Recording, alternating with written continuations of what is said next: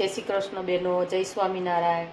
આજે આપણે જુવારના લોટનું ખીચું બનાવીશું। તમે ચોખાના લોટનું તો ખીચું ખાધું હશે, તો એના માટે મેં 1 કપ જુવારનો લોટ લીધો છે। જે કપ જુવારનો લોટ છે એ 3 કપ છાશ લીધી છે, આદુ મરચાંની પેસ્ટ, લીમડો છે, તેલ છે અને રૂટિંગ મસાલા છે। સૌ પ્રથમ આપણે તેલ લઈશું 2-3 ચમચી। આપણે તેલ ગરમ થઈ ગયું છે, એમાં આપણે રાઈ જીરુંનો વઘાર કરીશું।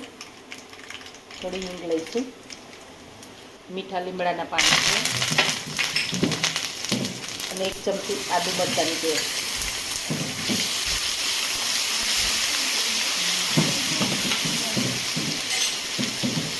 આપણે અડધી ચમચી હળદર લઈશું, પછી આપણે છાશ એડ કરીશું। સ્વાદ અનુસાર આપણે મીઠું લઈશું,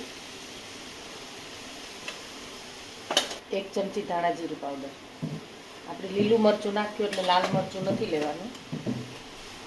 છાશ આપણી ઉકળી ગઈ છે, આપણે સૌ પ્રથમ એમાં ગેસ ધીમો કરી અને થોડો થોડો લોટ ઉમેરતા જઈશું અને હલાવતા જઈશું।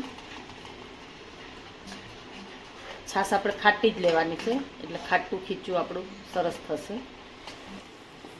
આપણે આ લોટ મિક્સ થઈ ગયો છે અને 2 મિનિટ થઈ ગઈ છે। હવે આપણે એને ઢાંકી અને 6-7 મિનિટ એને ચડવા દઈએ। આપણે 5-7 મિનિટ થઈ ગઈ છે, જોઈ લઈશું। આપણે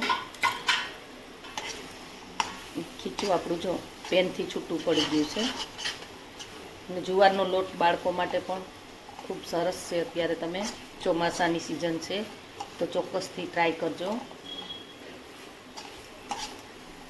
પેનથી છૂટું પડે એટલે એની નિશાની છે કે ખીચું આપણું થઈ ગયું છે।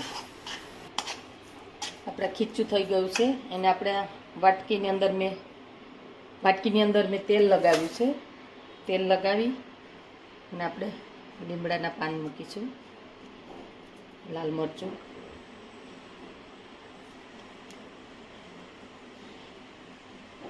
એની અંદર આપણે ખીચું લઈ લઈશું। તૈયાર થઈ ગયું છે અને આપણે મોલ્ડ કરીશું। તો તૈયાર છે આપણું જુવારનું ખીચું। તમે એકવાર ચોક્કસથી ટ્રાય કરજો અને અમને જણાવજો કે કેવું ખીચું બન્યું છે। તો જો તમને અમારો વિડીયો ગમે તો લાઇક, શેર અને સબસ્ક્રાઈબ કરવાનું ભૂલતા નહીં।